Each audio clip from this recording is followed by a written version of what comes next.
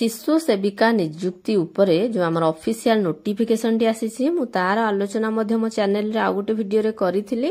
ता सहित तार क्वालिफिकेशन केते रहबो जो नुआ एसएमसी गठन हेबार गाइडलाइन आसी जे ता संपर्क रे मध्य माने मो चैनल रे मु वीडियो अपलोड करि सारिछि किंतु से वीडियो मानकर एते गुडे कमेंट आसुछि देखंतु मु कमेंट गुडी को आपन को देखौछि जे मते लागुछि जे बहुत लोकंकर तथापि मध्य किछि डाउट रहि जायछि मु ए वीडियोटी करिवार उद्देश्य हेउछि जे जो इंपोर्टेंट जिंस गुडी को कमेंट करछन्ती बहुत जण से 500-600 कमेंट पाखा पाखी आसी जायछि एते कमेंट रो तो पर्सनली रिप्लाई देला बेलको समस्या होछि मु गोटिए वीडियो भाबली आनिबे जुथरे माने मेजर जो प्रॉब्लम गुडी को कहउछन जे क्वालिफिकेशन कोन रहबो एटा गवर्नमेंट की प्राइवेट जॉब ऑनलाइन रे आवेदन होबो कि ऑफलाइन रे आवेदन होबो मु एई गुडी को विषय एठी आपन को पाखरे डिस्कशन करिवि। प्रथमे आमे आलोचना करिबा जे शिशु सेविका जॉब पई क्वालिफिकेशन कोन दरकार देखंतु गवर्नमेंट जो एटी ऑफिशियल नोटिफिकेशन टी आपन को स्क्रीन ऊपर आसुचे एटा हो हम गवर्नमेंट रो ऑफिशियल नोटिफिकेशन एथिरे से माने कोनोसी क्वालिफिकेशन विषय रे क्लियरली मेंशन करि नाहंती से माने एठी लिखि दैचंती जे केवल हायरिंग प्रोसेस टी को लिखि दैचंती जे एमान को माने शिशु सेविका मान को एसएमसी माने हायर करिवे ता माने एसएमसी माने बाछिबे किए शिशु सेविका रहबो किंतु कोनोसी क्वालिफिकेशन नो डिटेल से माने एठारे लिखि नाहंती +2 मागिबे बा 10th मागिबे कि अलगा किछि मागिबे कि केते परसेंटेज मागिबे नै 10th रे एत्ति परसेंट रखिथिबा दरकार 45% मैक्सिमम हमर जॉब माने करे 45% मागंदी जनरल हेले 50 एगुडी को एमिति मागिबे कि कोन माने कोनोसी जिंस ठी मेंशन करि नाहंती क्लियरली लिखि नाहंती से माने कहि जन जे देखंतु हमर आउ गुटी कोन हबो ना ओसेपा आउ गुटी हायरिंग प्रोसेस आउ गुटी तांकर ड्यूटी कोन रहबो ता रिलेटेड आउ गुटी से गाइडलाइन देबे से गाइडलाइन एपर्यंत आसी नाही जत्ते बेले से गाइडलाइन आसीबो मु आपन को वीडियो माध्यम रे जणाइबि निश्चित आ आपन को चैनल ले भी केते जण भी कहउथिबे एटा माने तार क्वालिफिकेशन कोन किंतु देखंतु एटा आपन को मु स्क्रीन ने देखौछि एठारे क्वालिफिकेशन से माने कोठी लिखिछन्ती लिखि नाहंती से माने किछि क्लियर करि नाहंती आमे जे भी कहउछे गोटे अनुमान करूछे गेस करके कहउछे जेतु दरमा होछि 3000 तार क्वालिफिकेशन बेसी से माने मागिबे नाही गोटे सैलरी अनुसार तो पुनी गोटे रहइबो ना पढ़ा सहित माने सैलरी रो संपर्क जेतु 3000 हमर दरमा देबे आ कोन हिटी पीजी पीएचडी पिलांगु मागिबे कि बीडी सिटी मागिबे नाही ए 10th किबा +2 एई टाइप रो मागी पारंती किंतु सरकारक तरफ रु एपर्यंत कोनोसी क्वालिफिकेशन को नेकी क्लियर जिंस आसी नाही जत्ते बेले आसीबो आमे आपन को जणै दबु प्रथम पॉइंट एटा गला 2 नंबर रे आमे देखिबा ऑनलाइन रे आवेदन हबो ना ऑफलाइन रे आवेदन हबो देखंतु ए प्रोसेस टी होची एसएमसी माने माने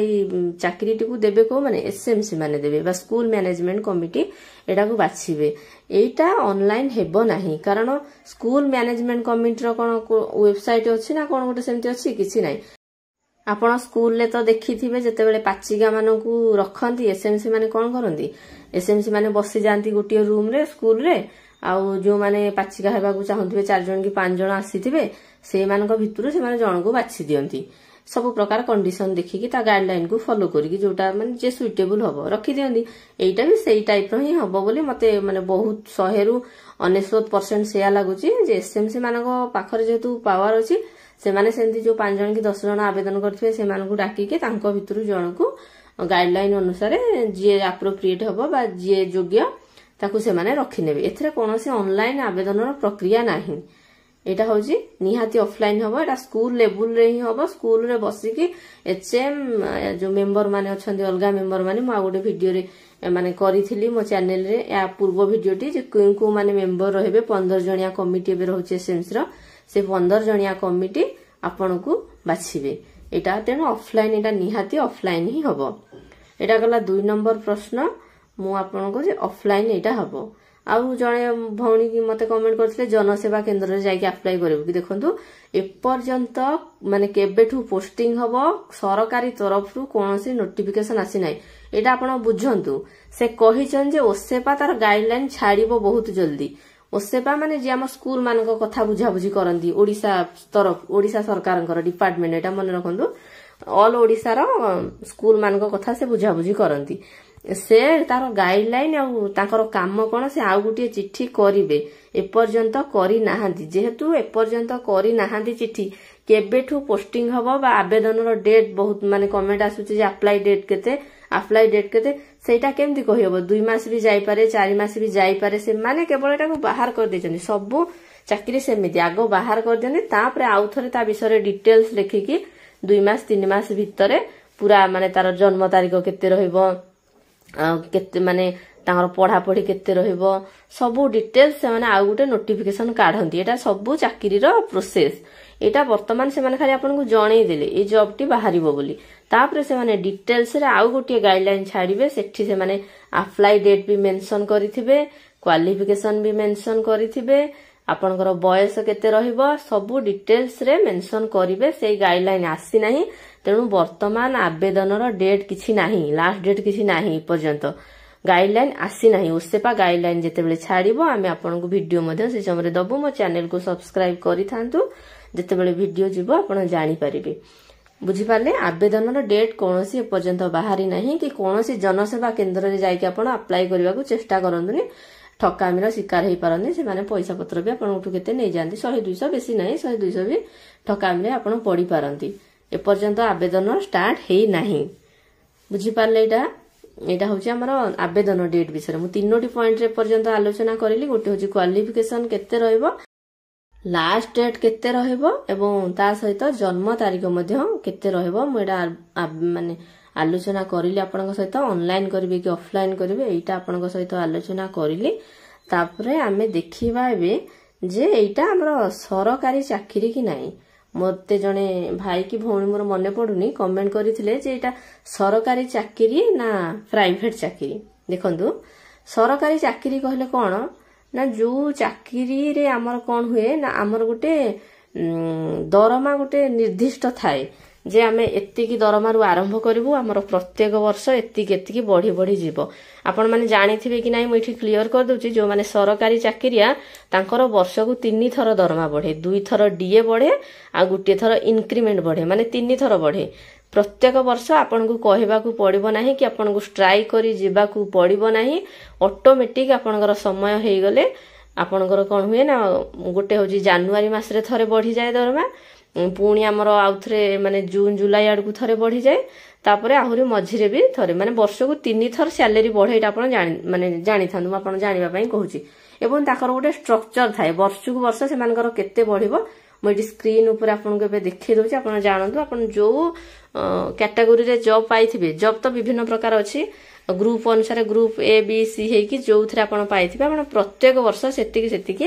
ଆପଣଙ୍କର ଦରମା ବଢି ବଢି ଚାଲେ ଏଇ ମାନେ ଯୋଉମାନଙ୍କର ଏଇ ଟାଇପର ସିଷ୍ଟମରେ ଆସୁଛନ୍ତି ସେମାନଙ୍କୁ ସରକାରୀ ଚାକିରିଆ କୁହାଯାଏ ତାଙ୍କର ଆହୁରି ବି ବିଭିନ୍ନ ପ୍ରକାର ଅଛି ମୁଁ ଏତେ ଟେକ୍ନିକାଲ ଜିନିଷ ଏଠି ଡିସ୍କସନ କରିବାକୁ ଚାହିଁବିନି ଆଉ ସର୍ଟରେ କହିଦଉଛି ଖାସ କରି ଆପଣ ଜାଣିଥାନ୍ତୁ ଯୋଉମାନଙ୍କର 3 ଥର ଦରମା ବର୍ଷକୁ ବଢେ ଏବଂ ତାଙ୍କର ଟ୍ରାନ୍ସଫର ମଧ୍ୟ ହୁଏ ଗୋଟିଏ ଜାଗାରୁ ଆଉ ଗୋଟିଏ ଜାଗାକୁ ଟ୍ରାନ୍ସଫର ହୁଏ କିଛି ସମସ୍ୟା ହେଲେ ବା ତାଙ୍କର ଗୋଟେ କ୍ରାଇଟେରିଆ ଥାଏ 5 ବର୍ଷରେ କି 10 ବର୍ଷରେ ଟ୍ରାନ୍ସଫର ହେବେ ପ୍ରମୋସନ ବି ଥାଏ ତାଙ୍କର ମାନେ ଗୋଟେ ତଳ ପୋଷ୍ଟରୁ ଉପର ପୋଷ୍ଟକୁ ଧୀରେ ଧୀରେ ଯିବେ ଏଗୁଡିକ ହଉଛି ସରକାରୀ ଚାକିରିଆଙ୍କର ଲକ୍ଷଣ ଆଉ ଏ ଶିଶୁ ସେବିକାଟି ସରକାରୀ ଚାକିରିଆ କି ନାହିଁ ଦେଖନ୍ତୁ ଏଇ ଯେମିତି ଅଙ୍ଗନବାଡି ଆମର ରହୁଛନ୍ତି ସେମାନେ ସରକାରଙ୍କ ପାଇଁ କାମ କରୁଛନ୍ତି ବୁଝିପାରିଲେ କିନ୍ତୁ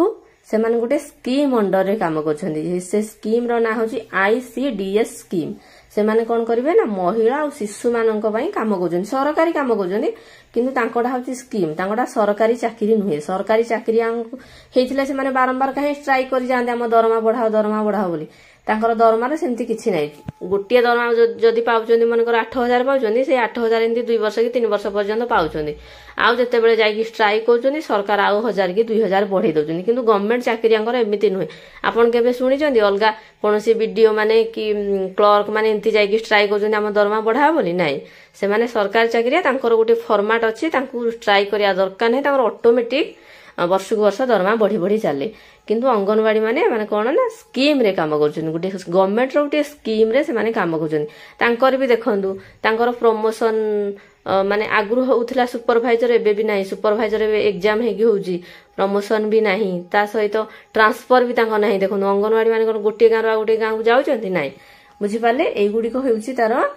ମାନେ ଡିଫରେନ୍ସ ସେଟା ଗୋଟେ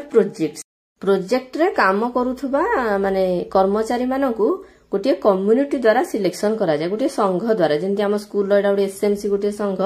सेमती अंगनवाड़ी मानकु मध्य कम्युनिटी द्वारा सिलेक्शन करा जाए। एटा होची कॉन्ट्रैक्चुअल जॉब रो गोटे माने आपण जानि थांदो तार होची मेन डिफरेंस हैला जेटा कम्युनिटी द्वारा बछा जाए। आपण जानि थिबे स्कूल ले जो पाचिका माने अछंती बा रोसई जो माने करूजंदी से मानकु कोन करा जाउची ना गोटे कम्युनिटी द्वारा बछा होची। एसएमसी हमर गोटे संघ से बाछुजंदी कोन होची ना सेमान को जॉब विषय मु टिके कहि दोची। देखंदु आमर रोसैया मान तो जानी थे आपन को सिलेक्शन कर देला परे से माने जेंती अकाउंट नंबर तांकर दिया जाउची से माने सैलरी पाउचंदी काम करचंदी। से मान को खरा छुट्टी मान करे दरमा दिया जाउ नाही जेहेतु खरा छुट्टी से माने काम करना से माने खरा छुट्टी दरमा भी से मान को 2 मास रो दिया जाउनी मे और जून मास रो दिया जाउ नाही से माने वर्षक 10 मास रो दरमा पाउचंदी। एटा गोटे गला तापर आ गोटे कथा होची देखनु जत्ते बेले पिला संख्या हम स्कूल ले कमी जाउची सेते बेले रोसैया मानकु मध्य स्कूल रो काढी दिया जाउची। जत्ते बेले पिला संख्या पुनी बढ़ुची सेते बेले आउ नुवा नुवा रोसैया मानकु मध्य रखा जाउची। उदाहरण पय मु गोटे कहबी देखनु जत्ते बेले 100 रु हमर अधिक छुआ हे जानती गोटे स्कूल रे सेठी हमर नियम अनुसार 3 जण रोसैया रहिबे। 3 जण रोसैया रहिबे। जदि आपनकर स्कूल मनकर 80 पिला अछन ताले 2 जण थिबे सपोज 100 ऊपर हे गले 130 की 40 हे गले ताले आउ जण को सियाडू पळे आसीबो ऑफिस रु जे आपण आ गोटे रोसैया रखंदु आपण रखि देबे 3टी कोनोसी कारण 5 वर्ष 3 वर्ष काम कला परे पुन जदि पिला संख्या कमी के आहुरी 80 हे जाउचंदी कि 95 कि 90 हे जाउचंदी 100 रु कमी जाउची ताहाले कोन करा जाउची ना जणे रोसैया को सेतरु काढी दिया जाउची। एटा होची तार माने प्रोसेस। आपण माने जानि थिबे आगुरु 10म माने हाई स्कूल हमर 8म श्रेणी थिला सेठी भी थिले कुक माने रोसै करूथिले पुन जते बेले हाई स्कूल रु पळे आसिला 8म आसी हमर प्राइमरी रे मिसी गला से कुक मानकर भी चाकरी गला। तामने ए चाकरीटी कोन टोटल कॉन्ट्रैक्चुअल गवर्नमेंट हेतिले कोन हेताना ना जोठी जदी आपण जानथिबे गोटे गोटे स्कूल बंद हे जाय गवर्नमेंट स्कूल ले किंतु गवर्नमेंट टीचर मान को कोन करजन से माने आउ गोटे स्कूल को नै जाउ तांकर चाकरी कोन जाउची नै एटा होची गवर्नमेंट चाकरीयार माने लक्षण। से माने स्कूल बंद हे गले तांकर कोनोसी प्रभाव पड़िबो नै से अलगा उटे जगह रे जाई काम करिवे। स्कूल बंद हे जाउ किंतु तांकर चाकरी जाय नै किंतु आमर ए चाकरी रे कोन होची रोसिया हो बा अंगनवाड़ी हेगा हो एगुडा जदी बंद हे जिवो ताले आपनको चाकरी मध्य गला। एटा गोटे स्कीम रे आपण काम करचंदी। पाचिका माने हमर काम करचंदी कोन ना एमडीएम स्कीम रे हमर मिड डे मील स्कीम सरकारंकर सेमती हमर एटा जो हमर रहिला शिशु सेविका मध्य सेमती एनईपी 2020 अनुसार हमर काम करिवे। तापर आ गोटे जिंस एठी माने मते जहा आशा लागुची देखनु जो स्कूल रे वर्तमान तो मैक्सिमम स्टूडेंट मानकू कोन करचंदी ना गां गहल रे गोटे माने प्रचलन हे गलानी जे प्राइवेट स्कूल मानकरे भलो पाठ पढा होची गवर्नमेंट स्कूल अपेक्षा हेई पारुनी बोल से माने भाबुचंदी किंतु या सत नुहे गवर्नमेंट स्कूल मानकरे भी बहुत बढ़िया पाठ पढा जाउची किंतु लोक मानकर धारणा जे प्राइवेट रे भलो पाठ पढा होची तेनु समस्त से माने शिशु मंदिर रे देबे इंग्लिश मीडियम रे देबे नले हॉस्टल ले नेकी छाड़ीबे। जदि सबु छुआ माने सियाडे पढ़िबे शिशु बाटिका रे छुआ ना लिखिले नाही आपण एना शिशु सेविका हिसाब रे जॉइन करि जिवे 2 वर्ष कि 3 वर्ष काम करथिबे आपण को स्कूल रे कोनोसी शिशु बाटिका रे छुआ जणे भी छुआ माने कर नाम लिखौ नाही ताले सरकार कोन आपण के भी बसै की पैसा देबे एटा तो संभव नुहे। ट्रांसफर भी नाही आपण कर ट्रांसफर करी कोन आ अलगा स्कूल को नै परबे नाही आपण सेही गोटिए स्कूल रे रहिथिबे हिंदी तामने जानि पछुन आपण को चाकरी रो कोन स्थायित्व अछि माने रहिबो कि नाही नाही जदि सब बेले पिला सेमती होउछंदी आपण मध्ये 60 वर्ष जाय काम करबे कोनोसी समस्या नाही। बुझी पाले मु आशा करछु जे आपण समस्त मो पॉइंट को बुझी पारिथिबे। गवर्नमेंट सर्विस आ कॉन्ट्रैक्चुअल मध्ये एटा हला पार्थक्य। गवर्नमेंट को सरकार तांकु नियुक्ति दिए परीक्षा माध्यम रे हो बा मार्क बेसिस रे हो जहा भी हो जॉइनिंग लेटर मध्ये ऊपर आसे किंतु एटा होची कोन ना एटा गोटे कम्युनिटी द्वारा बछा जाउची जोडा कम्युनिटी द्वारा बछा जाए से गुडी होची टोटली कॉन्ट्रैक्चुअल सरकारी नुहे। एटा अप्रिय हेले भी सत कथा आपण को रोसैया मानकर चाकरी जेमिति माने पिला न रहिले तांकर बाहरी जाउची एटा मध्य सेही टाइप रो गुटिए पोस्ट जेहेतु से ता सहित कंपेयर करके नोटिफिकेशन बाहर जे को कम हेल्पंग टाइप रो जॉब टी बा एसएमसी माने तांकु जेंति दउथले सेही टाइप रो। मु आशा करूछि आपण मानकर सब प्रकार डाउट एठी क्लियर हे जायथिबो। तथापि जदि किछि आपनक मन रे डाउट अछि बा संदेह अछि ताहले आपण कमेंट माध्यम रे पुणी लिखंतु मु ताकू दूर करिया पई चेष्टा करबी। आ आपण को जदि ए भिडियोटी भलो लागि थाए भिडियो को लाइक करंतु चैनल को सब्सक्राइब करबा को भूलंतु नाही। बहुत बहुत धन्यवाद।